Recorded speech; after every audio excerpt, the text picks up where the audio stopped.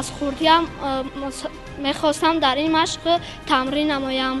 من در بسیار مسابقه ها اشتراک نمودم و سزاوار 20 تا جای یکم و 3 تا جای دوم هستم. من در مسابقه جمهوری اشتراک نمودم و سزاوار جای یکم گردم.